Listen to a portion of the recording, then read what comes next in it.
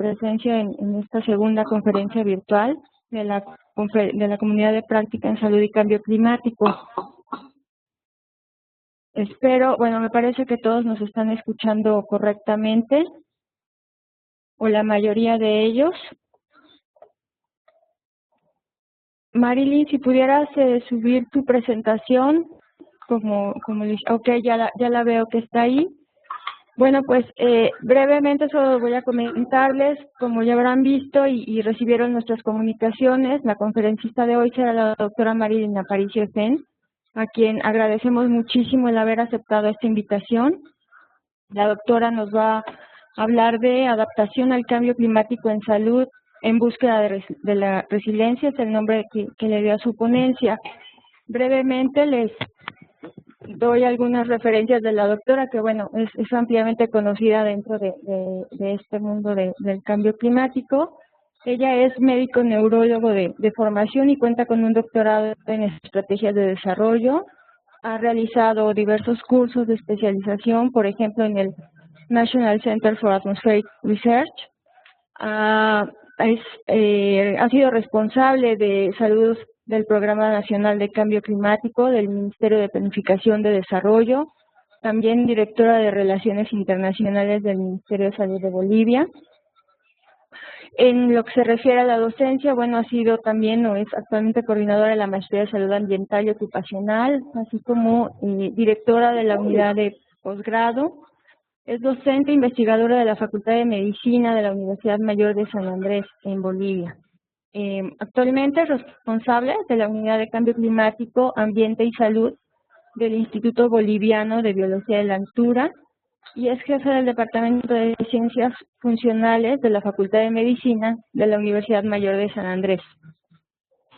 Entre los proyectos que desarrolla está uno con el IDRC, titulado Cambio Climático, Vulnerabilidad y Salud Colombia, y están cerrando un proyecto de instrumentos regionales para adaptación al cambio climático en el sector salud de América Latina. Este proyecto se relaciona conjuntamente con México, Brasil, Paraguay y Colombia. También, bueno, hay una larga serie de documentos técnicos científicos en los que ha colaborado. Y en relación a la presentación del día de hoy, bueno, en la página de la comunidad de práctica van a poder encontrar la referencia de la doctora y ligas que nos llevan a las publicaciones que están relacionadas con la presentación de hoy. Entonces, bueno, pues nuevamente agradezco a la doctora Aparicio su participación, le dejo la palabra.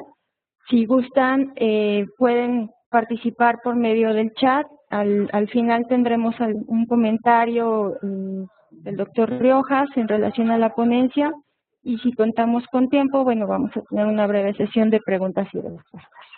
Nuevamente, muchas gracias. Bien, muy buenos días. Por favor, si me confirman que me están escuchando, sería muy bueno. Un mensaje en el chat. Laura, excelente. Muy bien, muchas gracias. Bueno, el día de hoy vamos a hablar sobre la adaptación al cambio climático, pero entendida en términos de lo que es un proceso hacia la búsqueda de la resiliencia. La resiliencia es un tema que está en boga, hay muchísimas escuelas que están analizando este tema, pero vamos a tomarlo como una meta. Entonces, lo que vamos a ver el día de hoy va a ser una introducción, los impactos, la vulnerabilidad, vamos a hablar algo de adaptación, la resiliencia y algunas pequeñas conclusiones sobre el tema. Para entender el proceso de adaptación al cambio climático, nosotros debemos analizar que esto es un proceso, donde tenemos un nuevo estresante, que es el cambio climático. Este cambio climático está generando impactos, efectos sobre los sistemas humanos y sobre los sistemas naturales, que dependiendo de las condiciones de estos sistemas humanos y de estos sistemas naturales, van a presentar determinados grados de vulnerabilidad. Por lo tanto, nosotros, en ese proceso hacia la resiliencia tomada como meta, debemos pasar por lo que es la evaluación de la vulnerabilidad, luego llegar a lo que es la adaptación y por último para lograr nuestra resiliencia. El trabajo de nosotros como comunidad de práctica en cambio climático y salud es encontrar este proceso y construir este proceso que respondiendo a un problema global tenga respuestas locales. Y si ustedes se fijan, si son tan amables de fijarse en el lado izquierdo de sus pantallas, hemos colocado una columna muy importante que es la columna de mitigación. Porque si bien el sector salud no es un emisor importante de gases de efecto invernadero, pero también contribuye. Es decir, que cada uno de nosotros, ya sea individualmente o profesionalmente, apoya y contribuye a esa generación de gases de efecto invernadero, la cual debe movernos, debe generar una conciencia para que nosotros, tanto en el trabajo como en la casa, generemos todo tipo de actividades que puedan ahorrar gases de efecto invernadero. Pero para ir entrando un poco más en el tema, cuando hablamos de cambio climático, ¿estamos hablando de qué?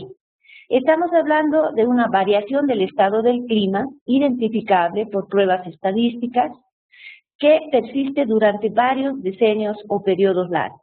Es común el error de si esta mañana hizo frío o a la noche va a hacer calor, pensar que eso es cambio climático. Eso no es, eso es nada más que tiempo. Cuando hablamos de cambio climático estamos hablando de periodos largos. De acuerdo a la Organización Meteorológica Mundial, un mínimo de 30 años. Pero, ¿y este cambio climático a qué se debe? Se debe principalmente a la emisión de gases de efecto invernadero y básicamente debido a la acción del hombre sobre el sistema climático. Entonces, el cambio climático genera impactos, genera efectos que van a interactuar con lo que es vulnerabilidad, que van a interactuar con lo que es resiliencia, pero también los seres humanos tenemos respuestas. Dentro de las respuestas están lo que es la mitigación y la adaptación, como respuesta de los sistemas humanos hacia el cambio climático. Entonces veremos, si nosotros reducimos los gases de efecto invernadero, estaremos trabajando en reducir las amenazas.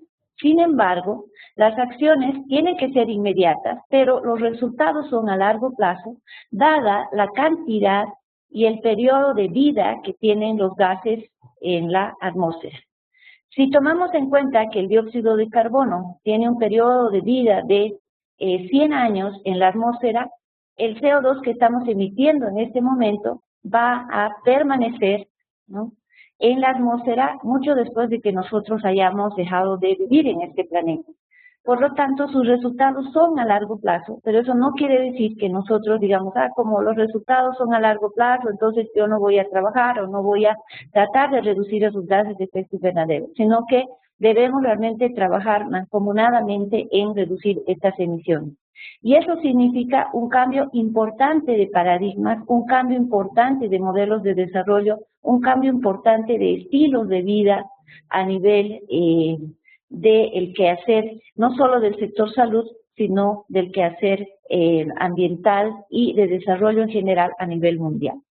El otro tema, la otra respuesta, es la de la adaptación. Y la adaptación va a trabajar sobre el tema de la vulnerabilidad. Y aquí tendremos acciones inmediatas y a largo plazo con resultados a mediano y largo plazo. Muy bien. Pero, ¿en qué situación estamos en la actualidad?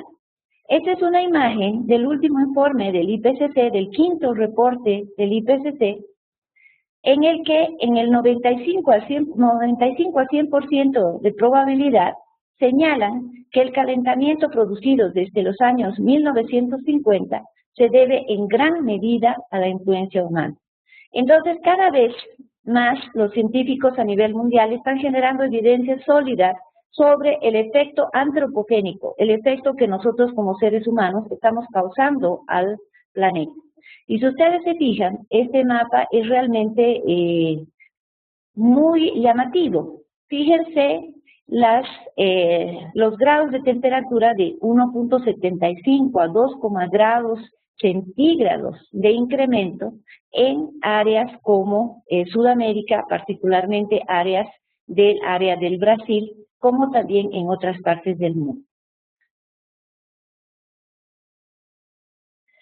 ¿Y eso a qué se debe? A lo que ya estábamos comentando previamente, a los gases de efecto invernadero, de los cuales el más importante es el dióxido de carbono.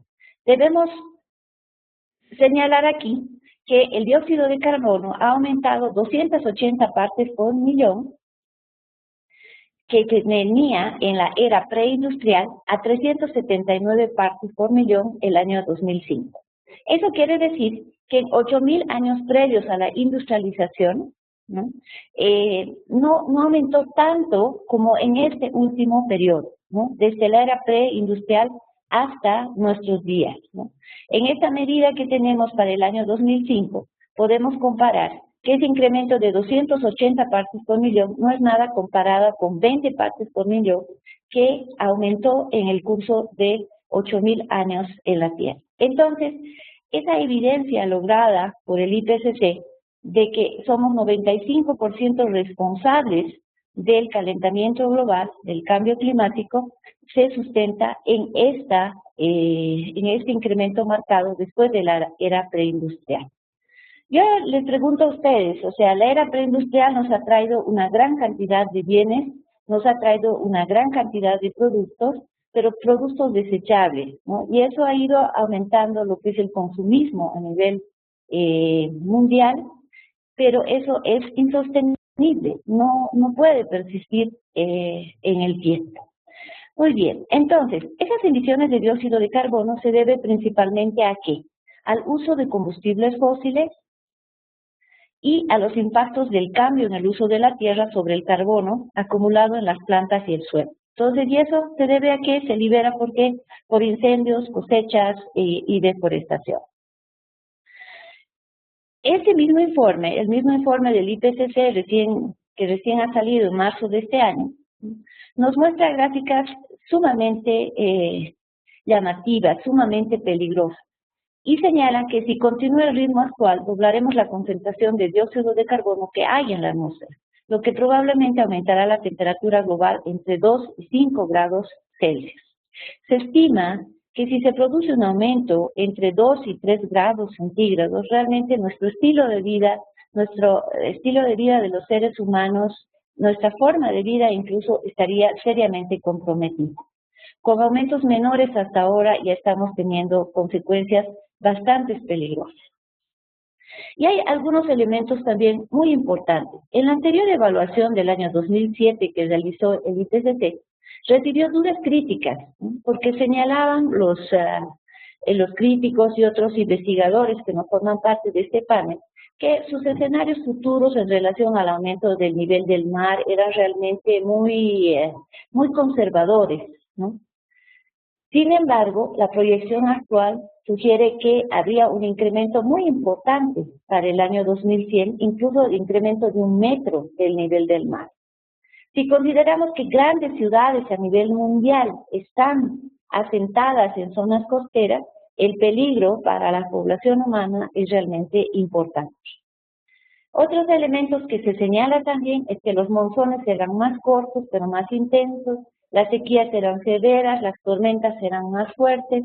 Entonces, el panorama que nos presenta este quinto reporte es absolutamente retador, porque nos plantea el reto de cómo nosotros desde el sector salud vamos a trabajar ya no con acciones aisladas, ya no con evaluaciones de impacto aisladas o pequeñas evaluaciones de vulnerabilidad, sino generando procesos que puedan llevarnos realmente a transformaciones sustantivas, y eso tendría que pasar por incluso cambiar nuestros estilos de vida y algunos modelos de desarrollo. Entonces, el cambio climático no solamente es un problema de emisión de gases de efecto invernadero, sino que es un problema global, es un problema social y es un problema de desarrollo. Aquí un autor alemán, el autor sociólogo Ulrich Beck, señala que el siglo XXI es el escenario de confrontación de las sociedades humanas con los resultados de sus propias acciones económicas, desarrollistas y ambientales. Por lo que los cambios globales y entre ellos el cambio climático se constituye en un problema que amenaza a todo el planeta. No obstante, es y será más importante para las economías más débiles. Este problema no es un problema reciente, ¿sí? Si revisamos cronológicamente la historia de los impactos del cambio climático, los impactos del clima sobre las sociedades humanas, podemos tener varios datos interesantes. Por ejemplo, entre los años 1200 a 1400 se producían grandes lluvias torrenciales que, por ejemplo, en China produjeron peste y hambruna que casi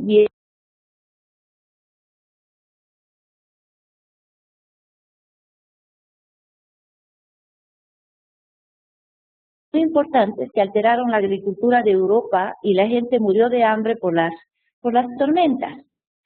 El año 1300, entre 1315 y 1317, nuevamente se presentaron lluvias torrenciales que mataron al 10% de la población europea. En 1347, la peste negra arrasó con los tártaros y la costa de Crimea, ¿no? En 1348, tenían los genoveses que llevaron enfermedades a Italia, se produjo hambrunas y con esto se diezmaron por los pueblos europeos asociados a estos problemas de déficit de lluvia y otras situaciones en términos de transporte. Entre 1420 y 1430 también se produjeron hambrunas generalizadas y entre 1425 y 1436 también lluvias fuertes. Entonces, todo este reporte que nosotros lo vemos históricamente, pues está acompañando el proceso de evolución, digamos, el proceso de crecimiento, de desarrollo humano, por lo cual esto no es nuevo. Pero, ¿qué ocurre en esta época? ¿Cómo es que nosotros desde el año 1950 estamos además contribuyendo a que estos fenómenos que ya se daban previamente, pues se intensifiquen? Es decir, que somos, como dice Ulrich Beck, estamos cosechando, ¿no?, los resultados de nuestras propias acciones económicas, desarrollistas y ambientales, ¿no? Porque el IPCC señala que el 95% somos responsables del cambio climático actual. Ya no somos víctimas pasivas de este tema, sino que somos generadores de nuestra propia autodestrucción. Muy bien, pero vamos avanzando un poco para ver qué cosas son los impactos. ¿A qué nos referimos cuando hablamos de impactos? Cuando vemos los efectos del cambio climático y los leemos en términos de impactos, veremos que estos son consecuencias, desenlaces, efectos sobre sistemas humanos y sistemas naturales. Y estos sistemas humanos y estos sistemas naturales van a responder a esos impactos con su vulnerabilidad, con la vulnerabilidad de la sociedad o sistema expuesto al cambio climático o a eventos climáticos extremos. Tenemos múltiples impactos, impactos sobre los medios de vida, los ecosistemas, los bienes económicos, sociales, culturales, servicios, aquí se pueden incluir los ecosistémicos y también la infraestructura. Día a día, ahora ya es pan de cada día, que se señale que en tal o cual región, que en tal o cual poblado se han presentado ese tipo de impactos. También los impactos físicos, como inundaciones, sequías y aumento del nivel del mar, están siendo cada vez más evidentes y son señalados día a día por la prensa y los medios de comunicación. Tenemos incrementos del nivel del mar, problemas de sequías, problemas de inundaciones que abarcan ciudades, el retroceso de los glaciales. Aquí tenemos una gráfica de la NOAA en la cual se ve los casquetes polares en franco retroceso. Pero ¿y cuáles son los impactos sobre la salud? Porque vamos a tener impactos directos y vamos a tener impactos indirectos sobre la salud. Dentro de esos impactos directos sobre la salud están, claro que sí, las olas de calor, ¿no? Aquí en el ejemplo, que el calor produjo más de 15.000 muertes en Francia en ese determinado año, pero día a día o año a año estamos viendo que esa situación en determinado lugar, cambiando de un lugar a otro, va generando ese tipo de situaciones. También los incrementos de las enfermedades transmitidas por vectores que responden al calor, a los aumentos de la temperatura. Entonces, hay una exposición a extremos térmicos, ¿sí?, especialmente a ondas de calor, y estos abarcarían los efectos o impactos directos del cambio climático sobre la salud, y también en la respuesta de las propias enfermedades al cambio del clima. Otro de los elementos importantes, por favor, ¿me pueden confirmar si me están escuchando? A ratos aquí hay una especie de soledad que no es bueno tenerla. Muchas gracias, Laura, muy amable. Muy bien, aquí también tenemos, ya habíamos hablado del retroceso de los casquetes polares, pero también tenemos los nevados, ¿no? Los nevados que tenemos en el área tropical del planeta. Por ejemplo, aquí les pongo esta que era una pista de esquí, que era la pista de Chacaltaya, que ustedes pueden ver cuánto realmente ha tenido un retroceso entre el año 1940 y el año 2005, donde ustedes ven abajo y a la derecha que la masa glacial realmente es mínima, ¿no? Considerando que para algunas ciudades la fuente energética es hidroeléctrica, este es realmente un problema muy serio, ¿no? Porque si bien en un momento, por el retroceso glacial, hay una mayor generación de agua, hay una mayor fuerza hidráulica, pero una vez que ese proceso avance, esa generación energética irá disminuyendo. Otro de los elementos importantes es que los nevados han sido siempre reservorios de agua dulce para los distintos usos. Y al ir desapareciendo, pues estos también van a reducir su provisión y la disponibilidad de agua. Por lo tanto, en términos de salud, esto estaría relacionado con enfermedades asociadas a la calidad de agua y enfermedades asociadas a la disponibilidad de agua. Otro de los efectos o impactos indirectos del cambio climático se da mediante lo que es la agricultura, en la cual por inseguridad alimentaria, y está básicamente relacionada con eventos extremos, incrementos de temperatura y otros, ¿no?, se están perdiendo cosechas importantes, ya sean por sequías, granizadas, heladas, como vemos aquí en la presentación, o también por pestes y enfermedades de los cultivos. Aquí, por ejemplo, tenemos el gorgojo de los Andes, el tizón tardío de la papa, la polilla de la papa, los cuales también se están extendiendo geográfica y altitudinalmente, comprometiendo la disponibilidad alimentaria. ¿Cuáles son las consecuencias? Obviamente que las consecuencias para el sector salud son las enfermedades relacionadas con la disponibilidad alimentaria, la desnutrición y compromiso del crecimiento y desarrollo de los niños. Además, que bajo el modelo económico actual, nosotros tenemos otro reto, ¿no?, que esta fuente alimenticia, que estos alimentos, ¿no?, están entrando, y en muchos casos ya es una realidad, a una competencia por el destino final de los alimentos como productores de energía. Y aquí vemos un grupo de niños, ¿sí?, compitiendo con un motor. Los niños no generan mucho dinero, el motor sí, y bastante diversión, transporte y servicios. Entonces, estos son también otros elementos que, generando y pensando la adaptación en términos de proceso, tiene que llamarnos a la reflexión y a las acciones. Otro de los impactos indirectos del cambio climático son los efectos en el rango y actividad de vectores y parásitos infecciosos. Esto está dando lugar a cambios geográficos en la presentación de casos de malaria, dengue, chagas, leishmaniasis, fiebres amarillas y etc. Seguro que cada uno de ustedes tiene experiencias y temas para compartir con nosotros en ese tema.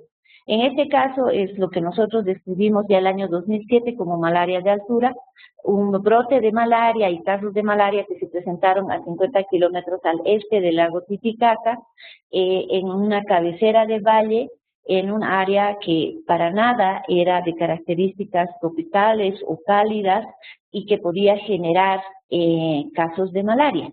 Pero se ha presentado, se ha confirmado, y esto estaba asociado a un incremento de 0,8 grados centígrados del clima actual en relación al clima línea de base, lo que sirvió para cambios ecosistémicos. Por ejemplo, aquí vemos a la Littraea molloides.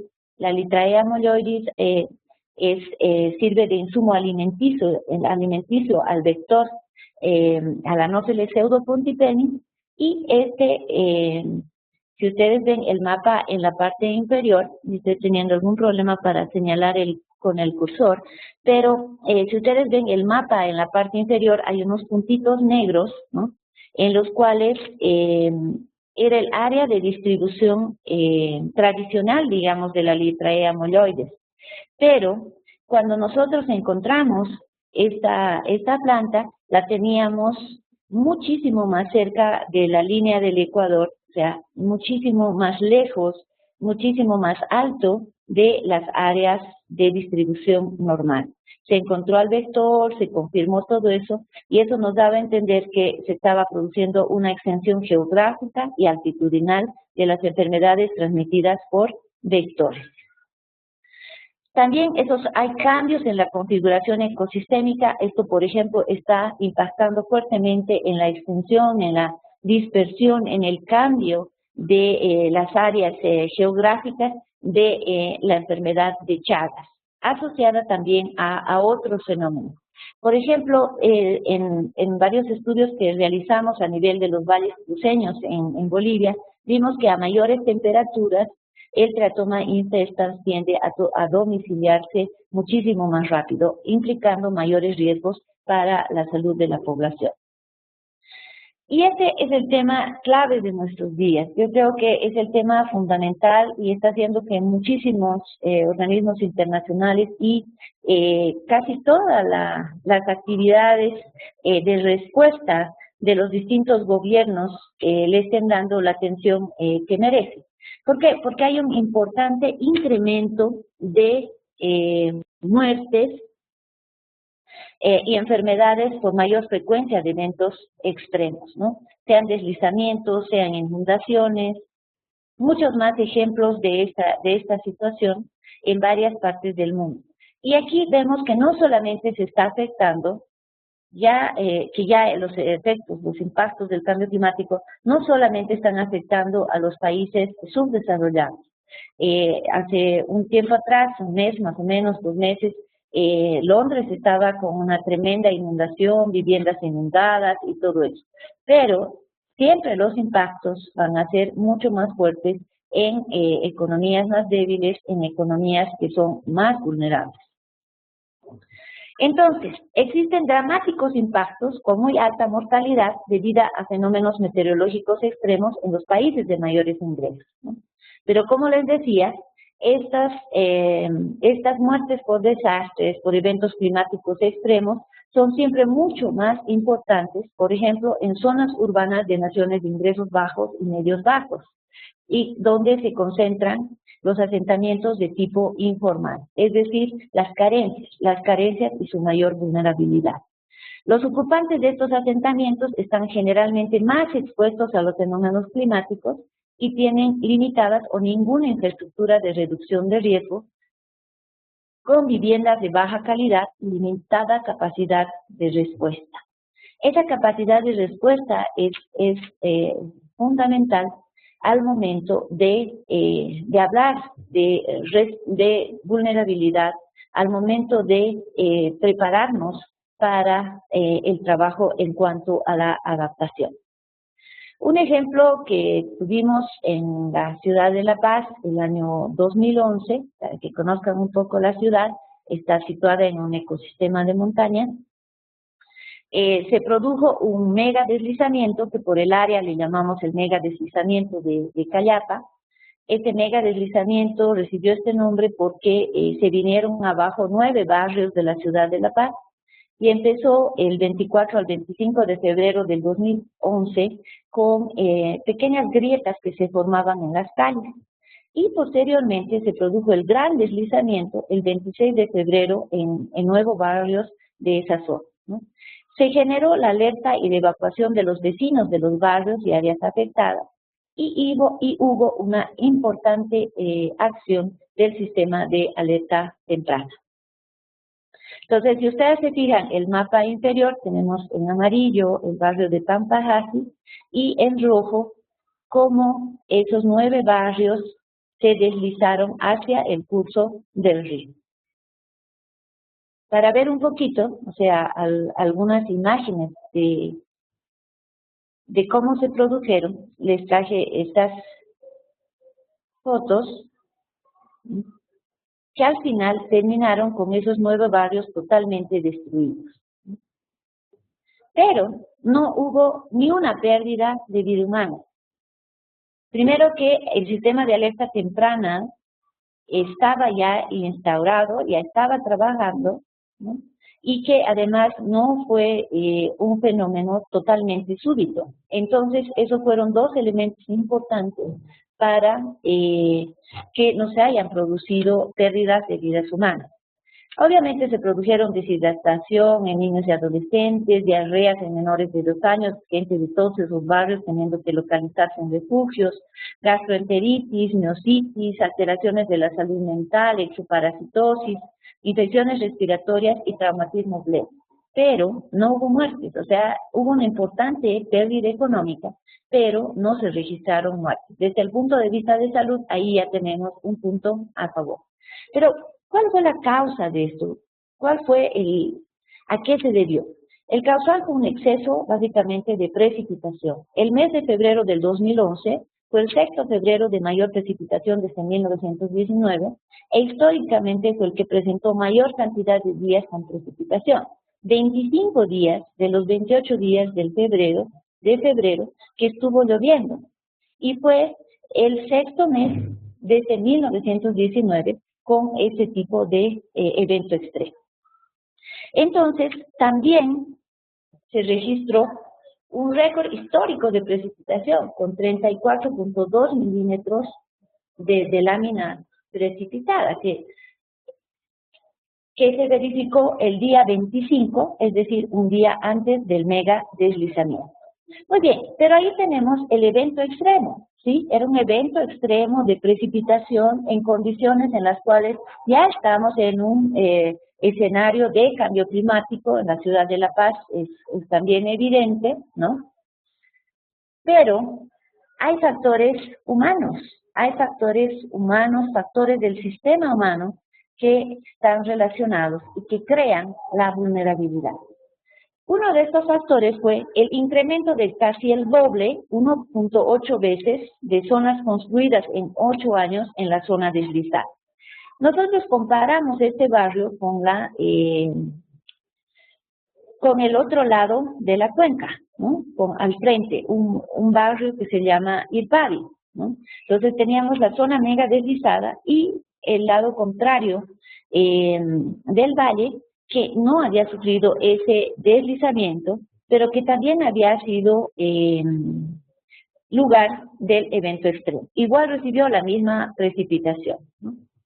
Bueno, la diferencia fue que la zona control, en este caso Irpavi, cuenta con 7.983 metros cuadrados construidos, casi del mismo tamaño que la de Callapa el año 2003. Entonces, aquí había un aumento del peso de las construcciones que eran muchísimo más densas en la zona construida frente a la otra a la otra zona, a la otra ladera, que no sufrió el deslizamiento.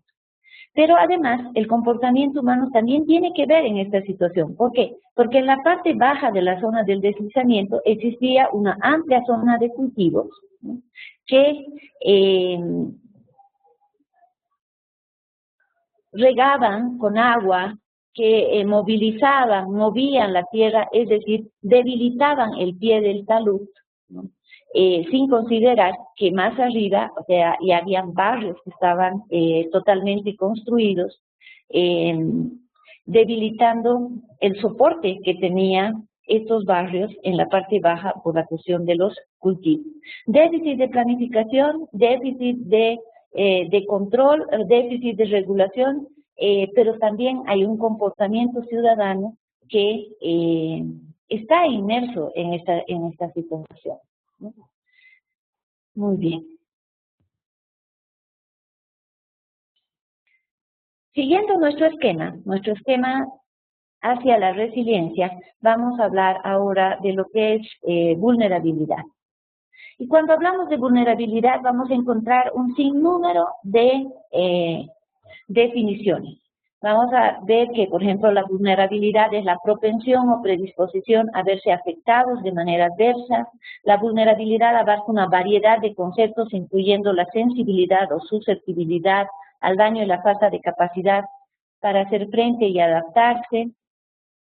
Y vamos a hablar también de esta vulnerabilidad desde el punto de vista de la comunidad de cambio climático y de vulnerabilidad desde el punto de vista de la comunidad de riesgo, porque hay una especie de dos comunidades que se fueron formando. Hay momentos en los cuales estas dos comunidades deciden trabajar juntas, pero hay todavía espacios en los cuales los desastrólogos, con todo el respeto, o la comunidad de riesgo trabaja de manera aislada y los climatólogos trabajan también de manera aislada en vez de trabajar de manera coordinada. Entonces, la vulnerabilidad para la comunidad de cambio climático es el grado en el cual un sistema es susceptible e incapaz de responder a los efectos adversos del cambio climático, incluyendo la variabilidad. Por su parte, nuestro CIPEN, el CIPEN, indica que la vulnerabilidad para la comunidad de riesgo son las características y circunstancias de una comunidad, sistema o bien que los hacen susceptibles a los efectos dañinos de una amenaza. Entonces, la vulnerabilidad y los riesgos surgen de la interacción entre el clima, el ambiente y la sociedad. Y aquí entramos otra vez a qué tipo de sociedad. Nuevamente, vamos a tomar lo que dice Ulrich Beck acerca de lo que son las sociedades del riesgo, que es una sociedad definida por los procesos de globalización, con un comportamiento social que se ve superado por las consecuencias de los éxitos de la modernización y que están siendo superados por la velocidad y la radicalidad de los cambios. Nosotros estamos generando esos cambios, pero los estamos sufriendo, porque estos son altamente veloces y altamente radicales. Entonces, ¿cuál sería la respuesta de nosotros en términos de la vulnerabilidad en salud a esa sociedad a la cual nos debemos? Si tomamos y comparamos la sociedad del siglo XX o moderna y la sociedad del siglo XXI, que la llamaríamos la sociedad del riesgo, vamos a ver que ambas tienen incertidumbre. Pero las del siglo XX son incertidumbres de tipo convencional, como por ejemplo el terrorismo, las pandemias, la degradación ambiental y el crimen organizado. Sin embargo, las sociedades del siglo XXI se están enfrentando a incertidumbres convencionales, que se mantienen todas ellas, pero además fabricadas y autofabricadas, de origen antropogénica, como los cambios ambientales globales, ¿sí?, los cambios culturales que hacen, por ejemplo, que las tradiciones se hagan opcionales y que los sistemas de control y seguridad colapsen. Entonces, aquí tenemos en el siglo XXI más retos desde el punto de vista de los sistemas de salud hacia una sociedad cambiante cuyas incertidumbres cuyos retos se han visto incrementados. Y aquí hablamos un poquito también, para ir abarcando y dando respuesta a este tema, de lo que sería la vulnerabilidad contextual.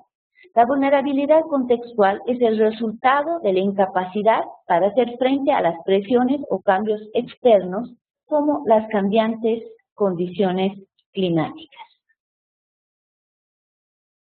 Y vemos que la vulnerabilidad contextual es una característica de los sistemas sociales y ecológicos generados por múltiples factores y procesos.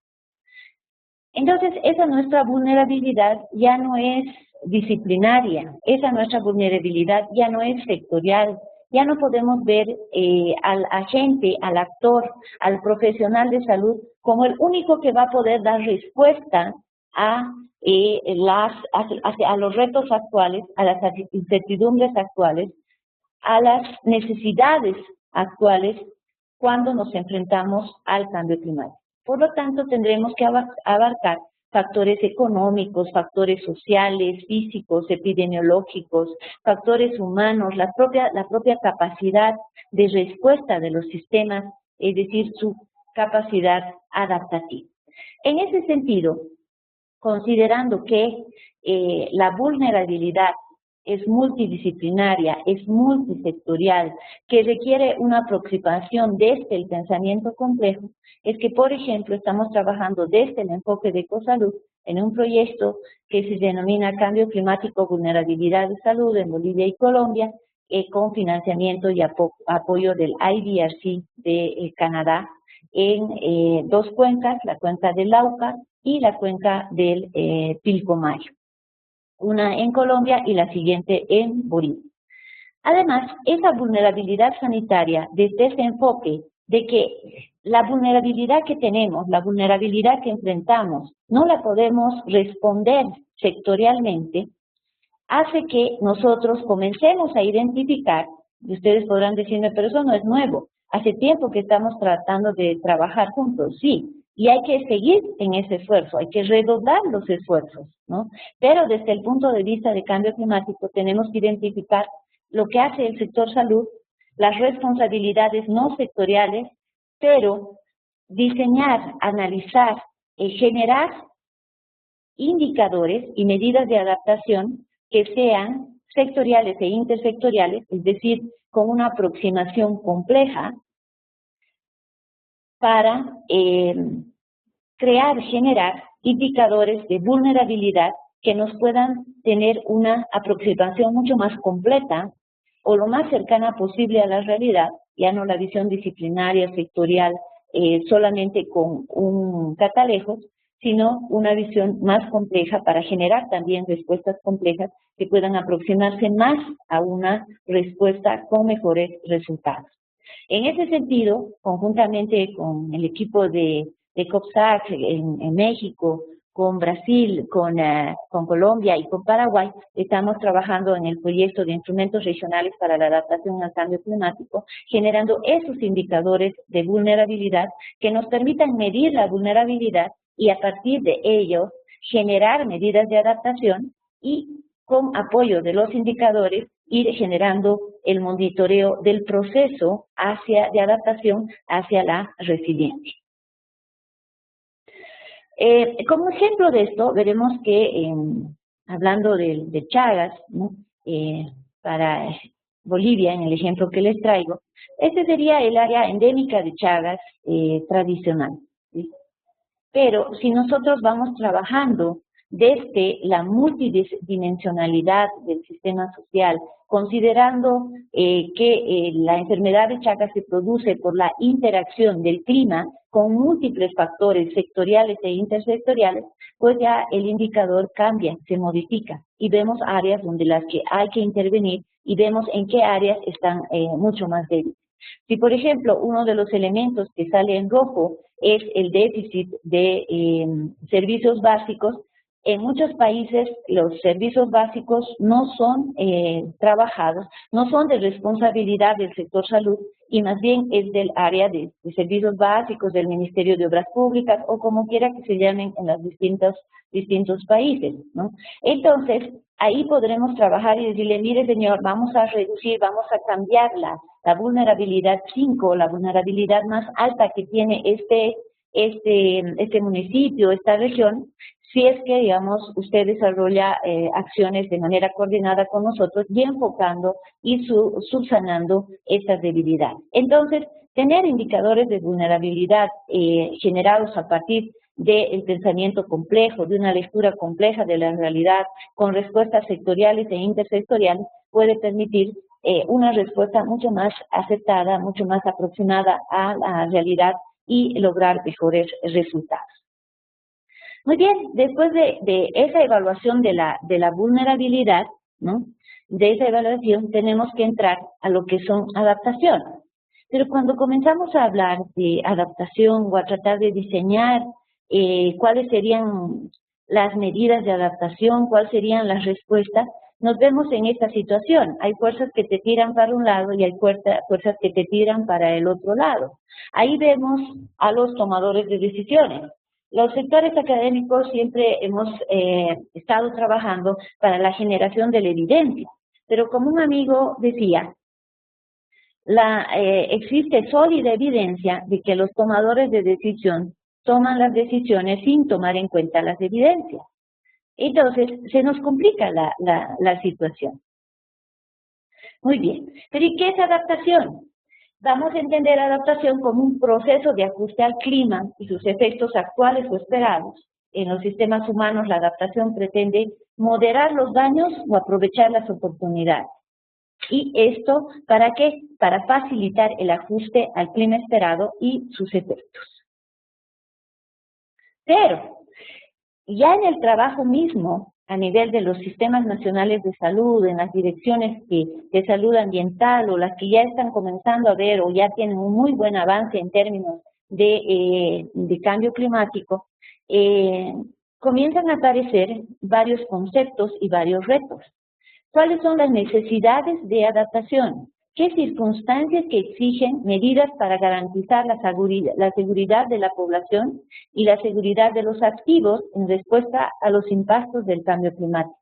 ¿Cuáles son las opciones? ¿Cuál es ese conjunto de estrategias y medidas que están disponibles y apropiadas? Entonces, hay varios elementos aquí que tienen que analizarse desde los contextos locales.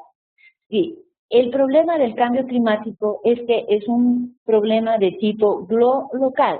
Quiere decir que es un problema global, pero que tiene que recibir respuestas locales si es que estamos hablando nosotros de salud, ¿no?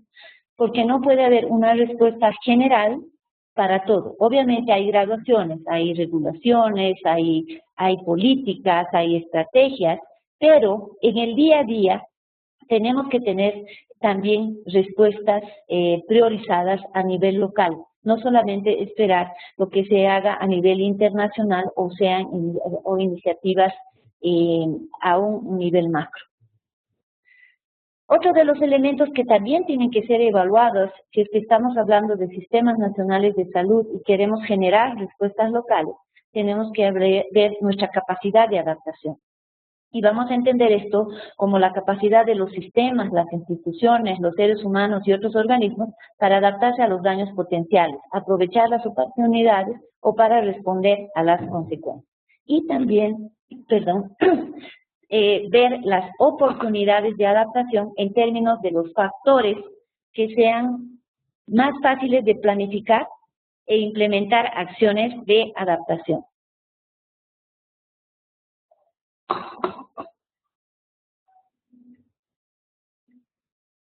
Y para ello, una vez que nosotros ya hemos diseñado nuestros indicadores de vulnerabilidad y hemos analizado cuál es la vulnerabilidad, o sea, hemos conocido nuestros impactos, los hemos sufrido, los hemos evaluado, hemos generado cuán vulnerable, hemos medido cuán vulnerable es una población o un sistema, y hemos generado opciones, medidas, hemos evaluado nuestra capacidad de adaptación y hemos elegido por opciones de adaptación, tendremos que hacer una evaluación de esa adaptación. Y eso consiste en la práctica de la identificación de las opciones de adaptación al cambio climático y la evaluación de las mismas en función de criterios. ¿Y estos criterios cuáles son? Disponibilidad, beneficios, costos, eficacia, eficiencia y viabilidad. Como este es un proceso vivo, tiene que tener un ajuste permanente. Para eso es la utilidad de los indicadores de vulnerabilidad, para que este proceso de adaptación pueda ser reencaminado, pueda ser desechado en algunas actividades que no estén dando los resultados apropiados y nos permitan avanzar en la reducción de los impactos sanitarios del cambio climático. Muy bien, entonces, bajo esa propuesta, si en el siglo XX nuestras sociedades eran modernas, si en el siglo XXI nuestras sociedades son del riesgo, si tenemos todas esas incertidumbres convencionales y fabricadas, ¿cuáles eran los abordajes? ¿Cómo es que se trabaja y cómo se debería o cómo trabajamos ahora? El abordaje del siglo XX era de tipo disciplinario, era de tipo sectorial, eran acciones aisladas, eran en muchos casos cientificistas, ¿no? Y de ahí salen indicadores, con todo el respeto, indicadores de tipo epidemiológico que en su momento eran bastante importantes, ¿no? Bastante importantes y que significaron un aporte muy serio. Pero en muchos casos era solamente con una visión sectorial o con una visión disciplinar. Entonces el sector salud en la sociedad del riesgo debería tener un enfoque, y ya hay avances importantes en la región, de enfoques interdisciplinarios, intersectoriales, participativos, integrales y globales. Entonces deberíamos aprovechar toda esa experiencia, toda la riqueza de información, experiencias, conocimientos, todo lo que se ha logrado con el análisis de los sistemas de salud a partir de los indicadores epidemiológicos y incorporarlos a indicadores de vulnerabilidad más complejos, más abarcativos, pero que estarían dando mejor respuesta a los retos a los cuales estamos enfrentados en el actual siglo. Eso también haría que, por ejemplo, los sistemas de vigilancia epidemiológica tengan que ser transformados a sistemas de vigilancia bioclimática, ¿no? Porque aquí no tenemos el clima del siglo XX, sino este es un clima ya cambiante. Estamos en un escenario con cambio climático y todos aquellos eventos extremos, todas aquellas anomalías de precipitación, de temperaturas, la variabilidad de la propia variabilidad del cambio climático afectada por está suponiendo y está generando retos mucho más difíciles para responder de una manera tradicional. Por lo tanto, esa vigilancia epidemiológica debería ser enriquecida y transformada mediante la vigilancia bioclimática. Bueno, pero en el día a día, en el sector salud, tenemos que trabajar con la población, con la gente. Entonces, una de las adaptaciones que en el fuerte de lo que es el sector salud, por la atención primaria en salud y por todos los principios de salud para todos y APS renovada y todo ello, pues deberíamos trabajar en lo que es adaptación basada en la comunidad, una adaptación local impulsada por la comunidad. Es decir, que ésta centra su atención en el empoderamiento y la promoción de la capacidad de adaptación de las comunidades. Y lo interesante de esta aproximación, de este tipo de adaptación, es que abarca el contexto de la cultura, el conocimiento y las preferencias de las comunidades como sus fortalezas, ¿no? Y aquí también quiero hacer un punto, o remarcar un punto, que si nosotros trabajamos en esta adaptación basada en la comunidad, también podemos trabajar a este nivel en la mitigación, ¿sí? En cuántas comunidades todavía se queman los desechos, ¿no? En cuántas comunidades rurales no hay prácticas de un adecuado manejo, por ejemplo, de residuos sólidos o en áreas periurbanas de las ciudades. Entonces, nosotros podríamos trabajar la adaptación mucho más cercana a la gente si trabajamos una adaptación basada en la comunidad, sin desmerecer y sin descuidar los otros niveles, pero si nos enfocamos y aprovechamos la gran riqueza de la atención primaria en salud para trabajar en la adaptación basada en la comunidad, al mismo tiempo que promovemos la mitigación.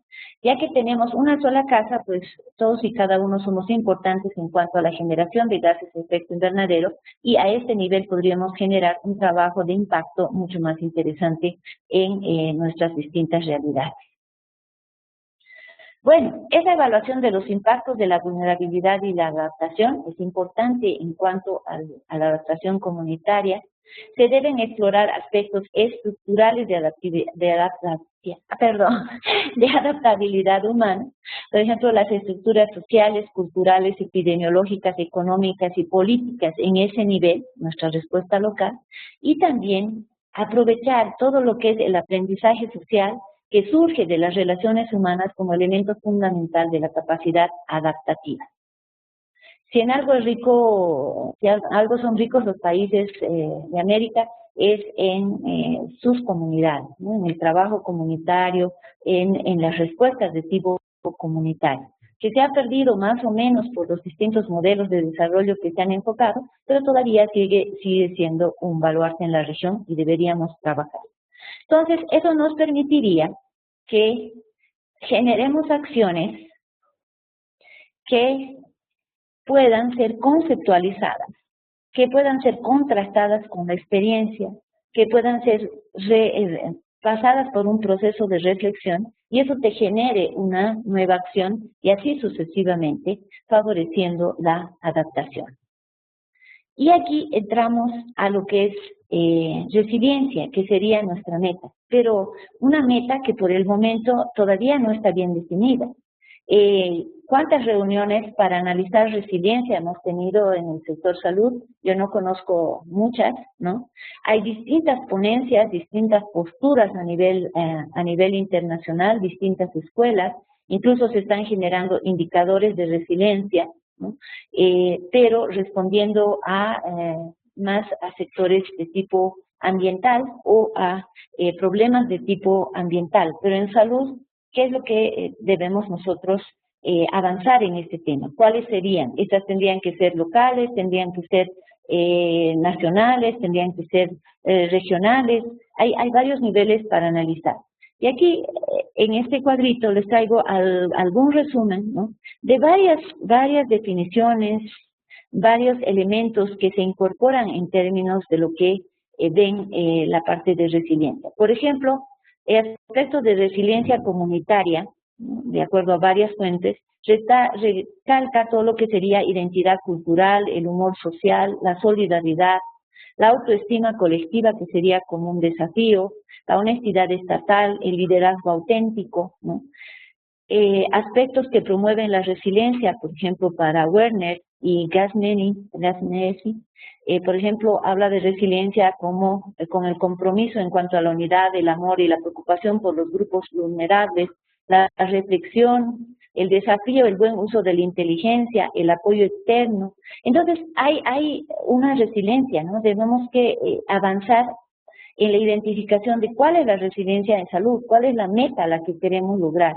Y si eso pasa, inicialmente por el qué hacer en el propio sector salud, pero cómo se integra, cómo se imbrica a las necesidades sociales, a las necesidades ambientales y a los modelos de desarrollo que tenemos en los distintos países. Para el IPCC, y esto es un resultado del Consejo Ártico del 2013, indica que la resiliencia es la capacidad de un sistema socioecológico de hacer frente a un evento o perturbación peligroso, respondiendo o reorganizándose de manera que mantenga su función esencial, su identidad y estructura, manteniendo su capacidad de adaptación, aprendizaje y transformación. Si consideramos que la emisión de gases de efecto invernadero es de origen antropogénico, es responsable en el 95% del actual cambio climático, entonces es ahí donde nosotros tenemos que responder de manera global. ¿Por qué? Porque tenemos que reducir esas emisiones, pero a la vez que reducimos esas emisiones, tenemos que trabajar en nuestros distintos sectores para minimizar los impactos. Y eso hace que ese trabajo, esa respuesta global, esté actualmente generando discusiones como las que les resumí en el cuadrito previo, pero también elementos interesantes como por ejemplo la propuesta de límites planetarios y espacios seguros para el accionar de la humanidad, que fue un aporte al debate sobre el desarrollo sostenible, cambio climático y futuro global, que se trabajó mucho en Río +20, ¿no? Que identifica 9 elementos vitales para mantener las funciones del sistema Tierra, del autor Johan Rockström, ¿no? En el que ya se está cuestionando cuánto más puede nuestro planeta soportar el tipo de accionar que nosotros estamos teniendo, cuánto más, hasta dónde podemos llegar sin realmente llegar a un debacle total de que no solamente genere impactos negativos, movilidad y mortalidad en los grupos más vulnerables, sino en la totalidad incluso de la especie humana, ¿no? Hay otras propuestas, por ejemplo, la de Kate Raworth de Oxfam, que acopla la dimensión social y económica del accionar humano mediante elementos de género, alimentación, agua, trabajo, educación y salud, dentro de los límites planetarios propuesto por Johan Rockström, que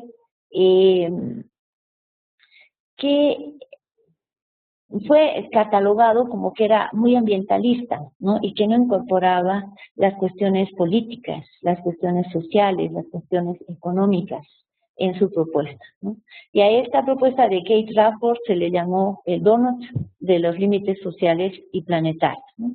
Todas estas propuestas que se están dando a nivel global hacen que nosotros, en la mirada y en la respuesta del sector salud al cambio climático, no solamente tengamos que vernos nosotros mismos, a nuestro propio sector, salir, ser interdisciplinarios, pero también ver modelos de desarrollo, ver la parte de sostenibilidad del planeta, generar una propuesta mucho más coherente y que realmente pueda dar una respuesta final, definitiva y no parcial y limitada. ¿Y qué haríamos en salud si nosotros estamos buscando la resiliencia?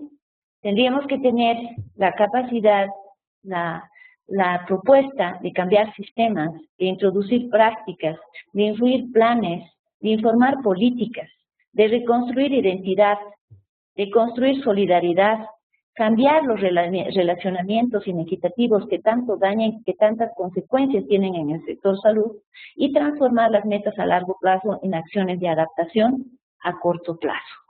Y bueno, y seguro que a ustedes se les está ocurriendo también una multiplicidad de otras propuestas, de otras opciones que nosotros podríamos trabajar como sector salud en busca de la resiliencia para reducir los impactos, limitar la vulnerabilidad al cambio climático y favorecer la adaptación, pero en búsqueda de una resiliencia en salud que sea mucho más integral y mucho más duradera, porque el planeta no da más, o sea, el planeta está al límite y nosotros como sector salud debemos enfocar también y tener, y ya no generar respuestas de tipo sectorial, sino unas respuestas de tipo integral. Como conclusión, entonces, si vemos que el cambio climático es un problema global, social y de desarrollo, entenderemos que la vulnerabilidad es sistémica y una consecuencia del estado de desarrollo y está relacionado con los distintos tipos de sociedad. La adaptación requiere un balance en la reducción de la vulnerabilidad con las preocupaciones nacionales, regionales y locales. La adaptación comprende el manejo de los riesgos generados por el cambio climático, incluyendo la variabilidad, y la meta es construir una sociedad con sus sistemas humano y natural resiliente desde el punto de vista sanitario. Bueno, muchísimas gracias. María Laura, te cedo el micrófono. Muchas gracias, Marilyn. De verdad, muchas gracias por la presentación que nos ha dejado con muchísimas reflexiones. Hay mucha inquietud por poder participar y por dar nuestros comentarios. Yo les invito a que esto lo hagan a través del foro. Si tenemos tiempo, después del comentario del doctor Riojas, y tal vez podríamos tener algunas preguntas aquí, pero de otra manera les invito a participar a partir del foro. Entonces, bueno, pues ahora vamos a continuar con un comentario del doctor Horacio Rojas, quien es coordinador general de esta comunidad de práctica. Y brevemente les comento, bueno, el doctor Rojas también es muy conocido en el ámbito, es médico cirujano y partero por la Universidad Nacional Autónoma de México y sus estudios de posgrado, la maestría y el doctorado, los realizó aquí en el Instituto Nacional de Salud Pública. Él es investigador en Ciencias Médicas nivel D por parte de la Coordinación de Institutos Nacionales de Salud e investigador nacional nivel 1 por el Sistema Nacional de Investigadores. Actualmente se desempeña como director de salud ambiental del Centro de Investigación en Salud Poblacional en el Instituto de Salud Pública y es coordinador académico del programa de doctorado en Ciencias de la Salud. Entonces, doctor Riojas, le cedo el micro para escuchar.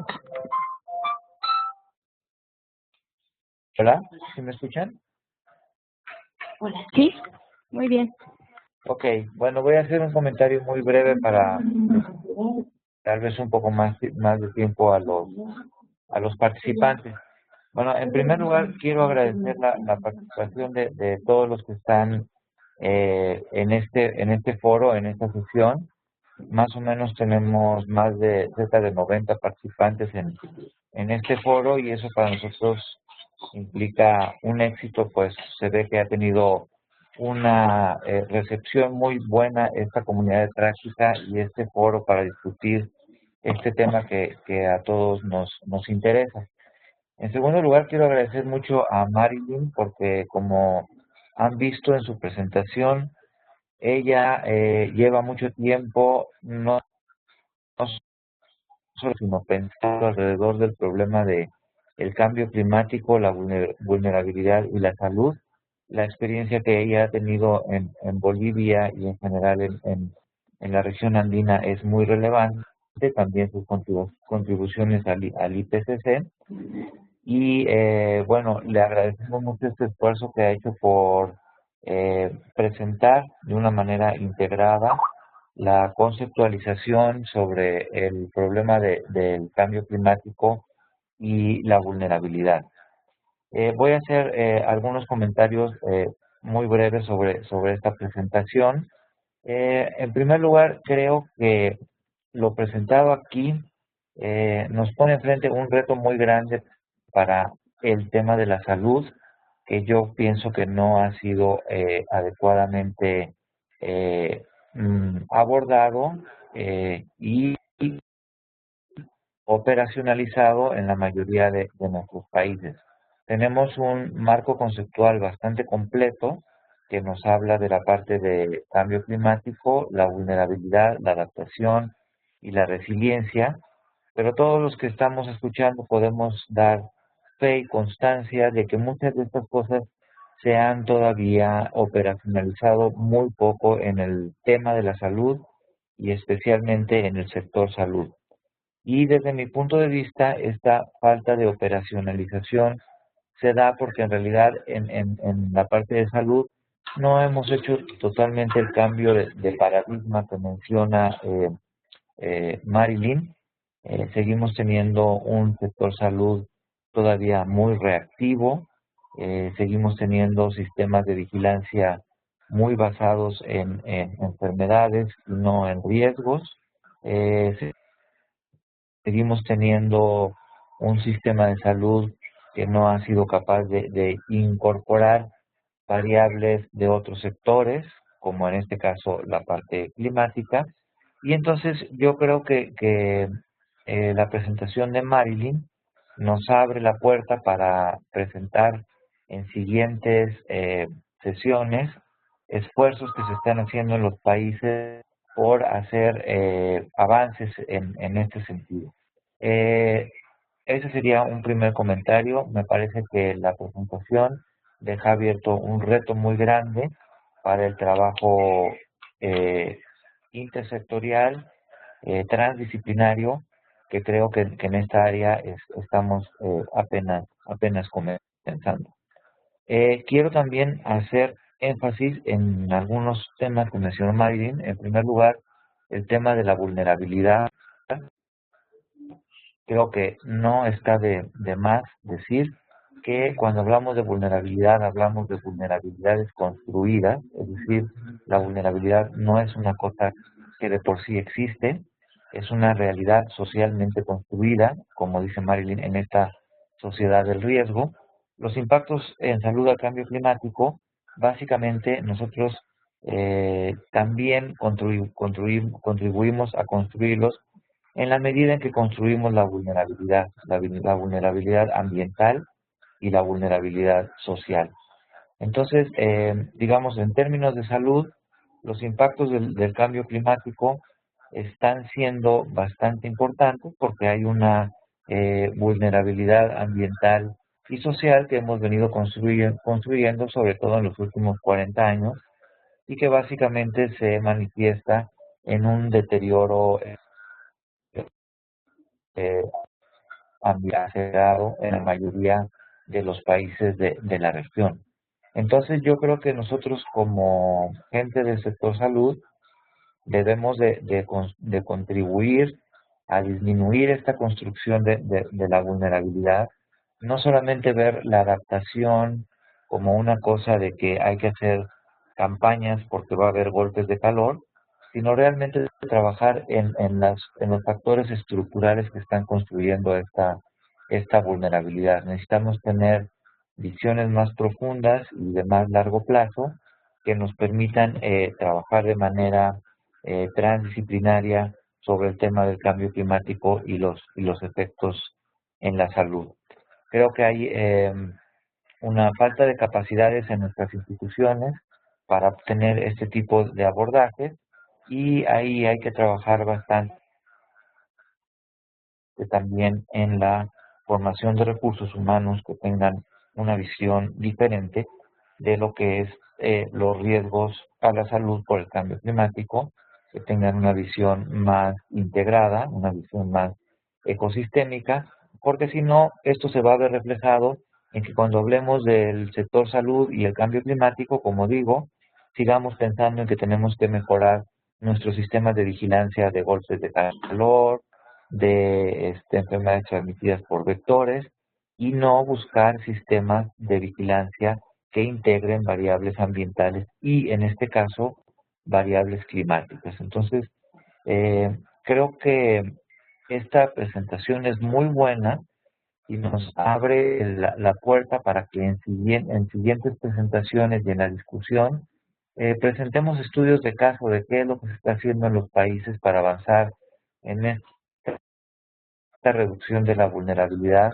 y en esta construcción de la resiliencia que muy bien menciona Marilyn. Creo que ese sería mi principal comentario. Gracias, doctor Riojas. Bueno, pues entonces tenemos algunos minutos para hacer preguntas y respuestas.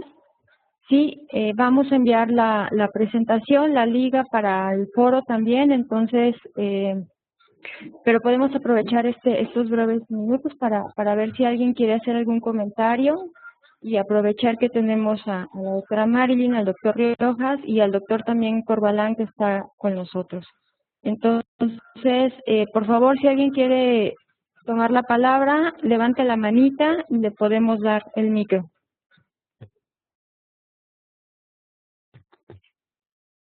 Ok, entonces, a ver un momento.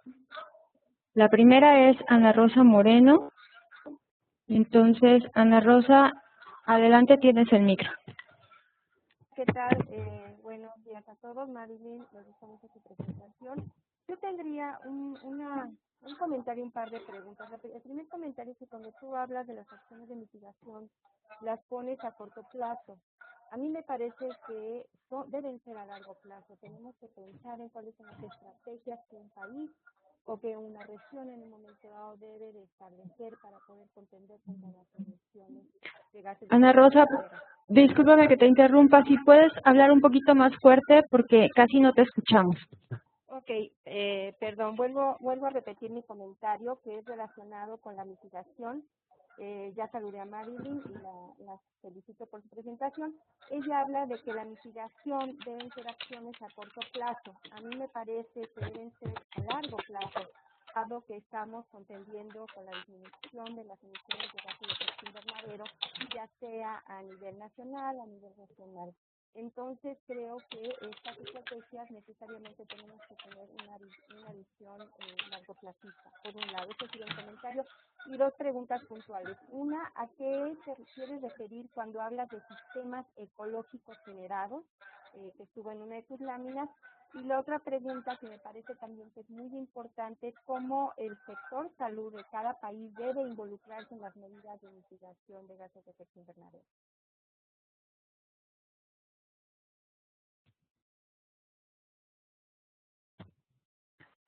Adelante, Marilyn, si podemos escucharte.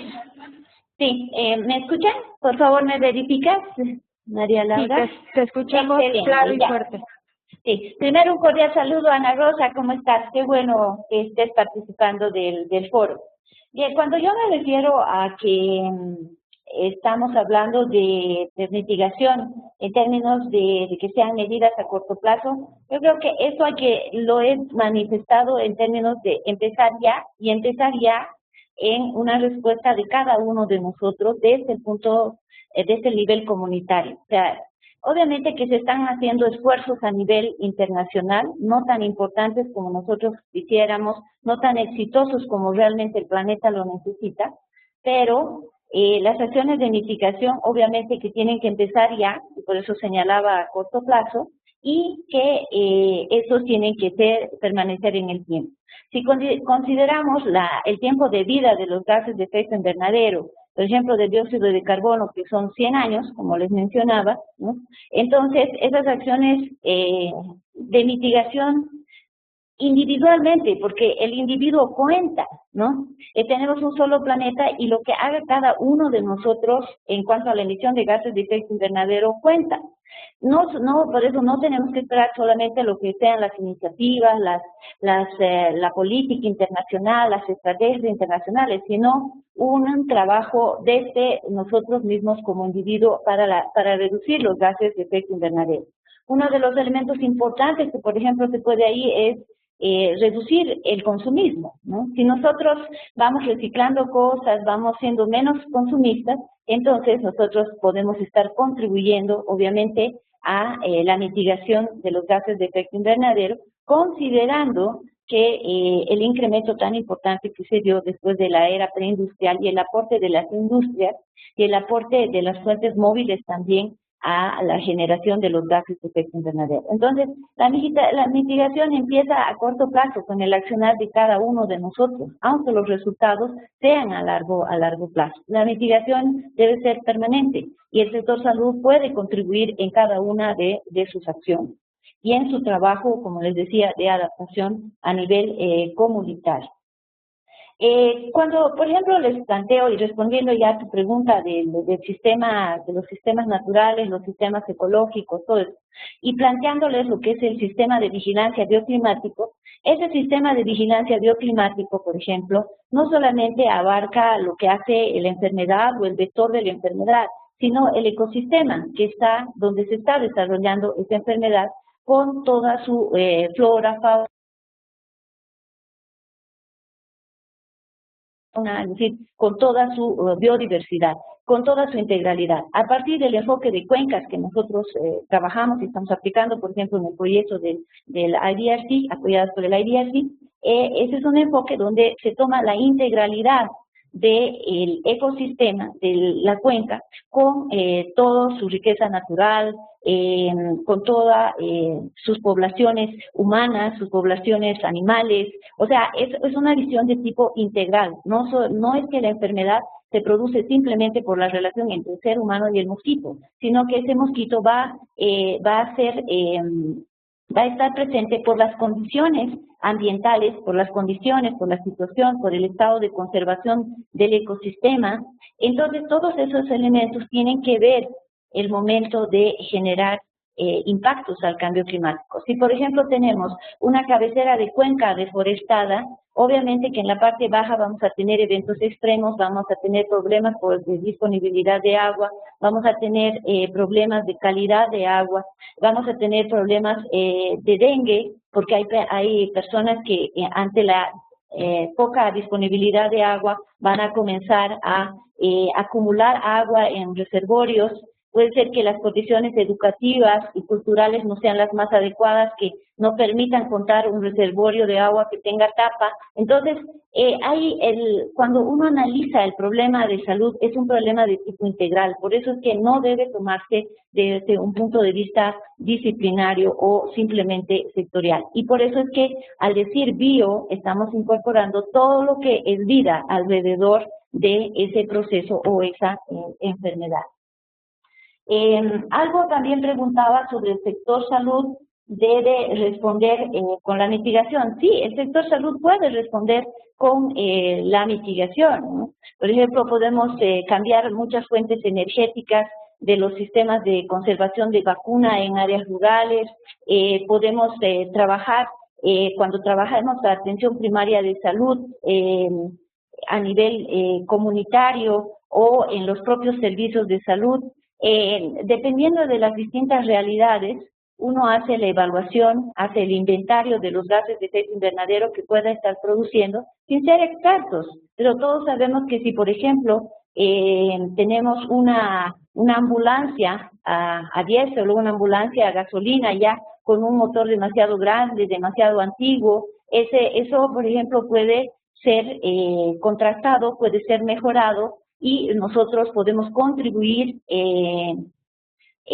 con un cambio, por decirte, de la ambulancia. Entonces, hay una gran cantidad de elementos, hay una gran cantidad de situaciones y características y fuentes de gases de efecto invernadero si nosotros vamos identificando el qué hacer en los distintos niveles, ya sean hospitales, centros de salud, en las actividades comunitarias, donde nosotros podemos identificar cuáles son nuestras fuentes y qué sumideros nosotros podríamos promocionar y proponer. Pero creo que lo básico y lo más importante es que si vamos a hacer, por ejemplo, educación ambiental, podemos tomar el tema también de la mitigación de los gases de efecto invernadero. Si vamos a hacer educación sanitaria, también podemos trabajar el tema de la mitigación. Entonces, este tema debería ser enfocado por el sector salud desde el APS hasta el tercer nivel y responder a las distintas fuentes que se identifique en los distintos casos. Te cedo el micrófono, María Laura. Gracias, Marilyn. Bueno, pues hay creo 2 preguntas más de Miguel Ángel Mingajos y Joseph Carlos, pero previo a eso tenemos un comentario del doctor Corbalán. Adelante, doctor, usted puede abrir solito el micro.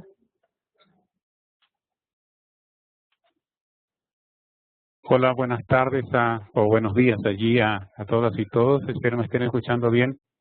Sí, escuchamos. Mira, muy interesante esa presentación de Marilyn. Quería hacer algunos comentarios de lo ya mencionado por ella y por Horacio hace un minuto. Pero primero comenzar con el tema de mitigación. Yo estoy recién llegando anoche tarde de Perú, donde trabajamos la semana para un plan del sector salud para cambio climático, lo cual es muy interesante. Muchos países están trabajando en el tema de tener planes de acción sectoriales. Y lo que sin duda aparece es el interés de trabajar en el tema de adaptación, que se ve como esencial, pero también en el tema de mitigación para mostrar cómo el sector salud puede modificar su comportamiento y reducir su huella de carbono.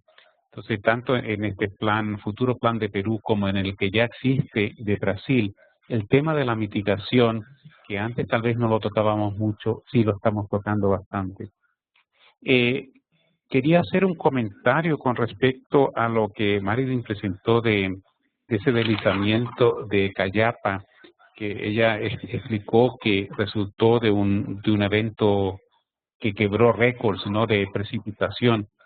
Yo he estado participando en varias reuniones últimamente en el tema de, tal vez un poco opuestos, en el tema de sequía, pero el fenómeno no es el mismo. Lo que estamos observando es de que estamos hablando de lugares donde este tipo de eventos son recurrentes, van aconteciendo una y otra vez. Cuando hablamos de sequía, y por ejemplo en Brasil tiene un problema de sequía en la región nordeste, el semiárido, es un tema recurrente y histórico, pero el problema es dos. Uno es la vulnerabilidad de la población, que a veces hay más población expuesta, y dos, de que el futuro cercano no es como el pasado. Entonces, por ejemplo, para el semiárido, lo que sí se esperan es mayor temperatura y menor precipitación a corto plazo, a corto mediano plazo.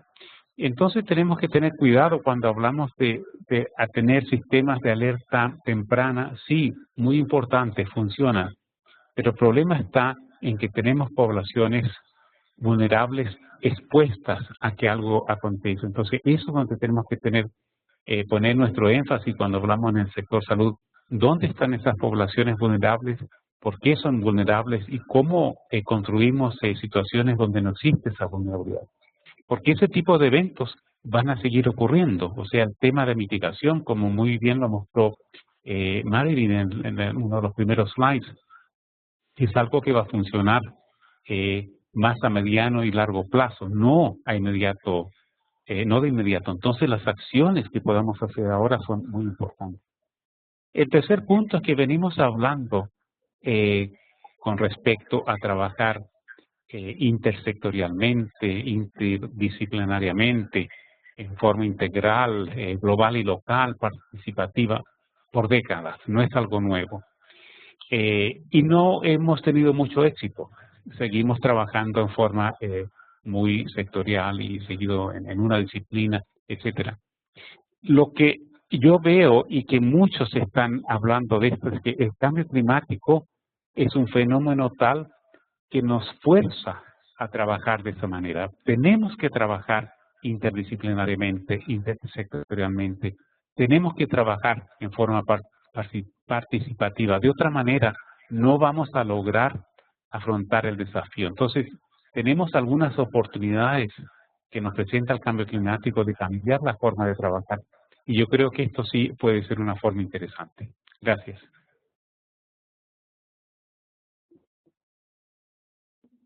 Ok, muchas gracias por su comentario y ahora le voy a ceder la palabra entonces a Miguel Ángel Mingajos. Adelante, Gracias. Miguel Ángel, te escuchamos. Buenos días a todas y a todos. Yo tengo algunos comentarios que van un poco en sentido contrario, ¿no? A este tema de la adaptación al cambio climático. Parece ser que los seres humanos nos gusta correr de bajada y con la piedra rodándonos detrás de la espalda. A mí me parece muy importante que desde el sector salud y desde la interdisciplina, ¿no?, de todo esto que nos han estado planteando, es muy importante mirar dos o tres cosas que no las metemos en la discusión de la adaptación al cambio climático.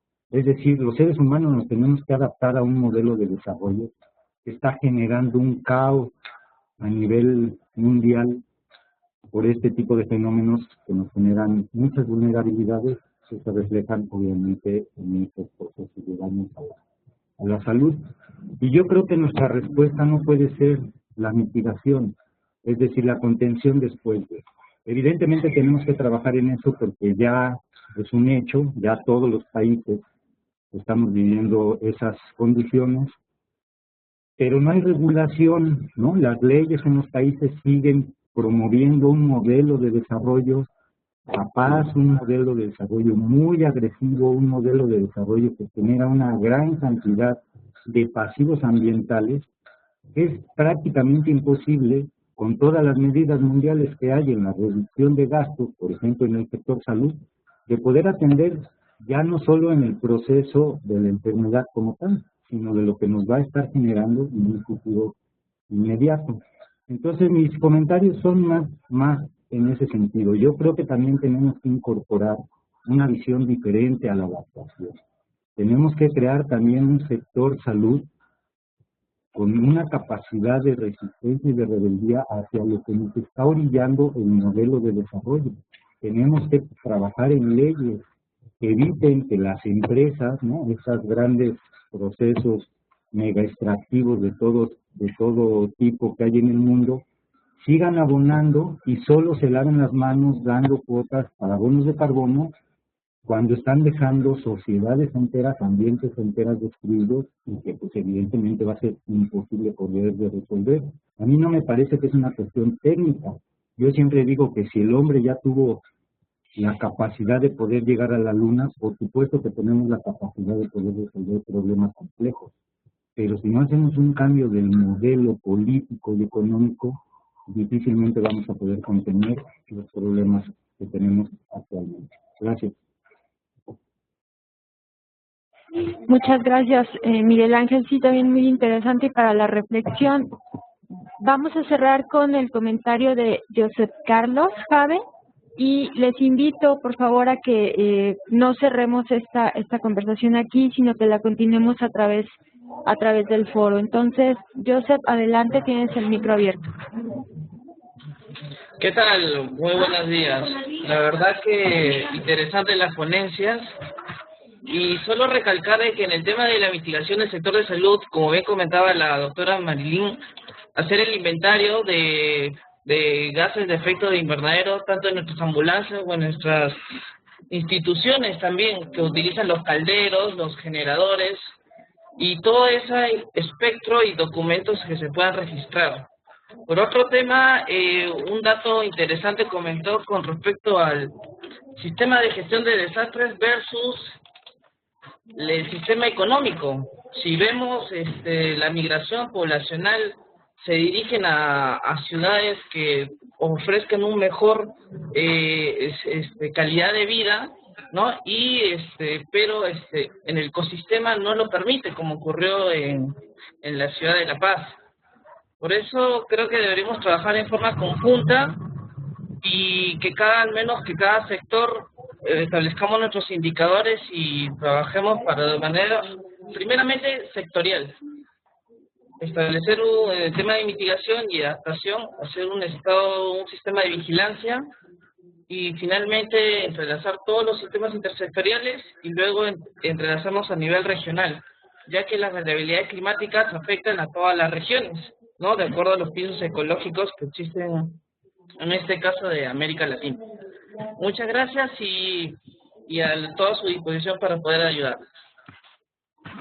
Gracias, Joseph. Entonces, Marilyn, me parece que querías tener una última intervención para dar ya cierre a la sesión. Sí, María Laura, muchísimas gracias. Coincido con lo que decía el doctor Corbalán. Es cierto, todo lo que estamos planteando es lo que se necesita en cuanto a intersectorialidad, integralidad y todo ello. Ya los venimos planteando, pero muchas veces no se cumple. Y es verdad, o sea, lo que el cambio climático nos está poniendo enfrente es que los cambios son tan radicales que probablemente sea eso lo que nos impulse a realmente trabajar de esa manera.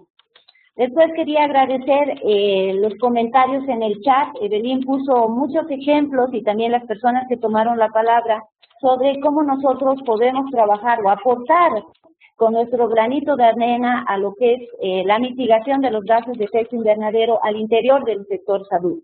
Obviamente que nuestra misión principal, nuestro objetivo fundamental es trabajar en la adaptación en búsqueda de esa resiliencia, que la tenemos que definir, que la tenemos que concertar, considerando que no solamente son acciones de salud, sino que tenemos que generar respuestas más de tipo social, respuestas más profundas, más grandes, que realmente puedan reducir los impactos y disminuir esas brechas de vulnerabilidad entre poblaciones hegemónicas y poblaciones rezagadas. Bueno, muchísimas gracias, María Laura, y muchísimas gracias por los comentarios al doctor Horacio, al doctor Corbalán y a todos ustedes. Gracias Marilyn, gracias a los miembros del panel, al doctor Riojas, doctor Corbalán y Magali. pues les agradezco a todos su participación. Sigamos comentando porque hay muchos puntos de reflexión dentro del foro. Y bueno, también estamos para escuchar ahí cualquier inquietud en relación a otros temas que quieran tocar. Muchas gracias y que tengan buen día.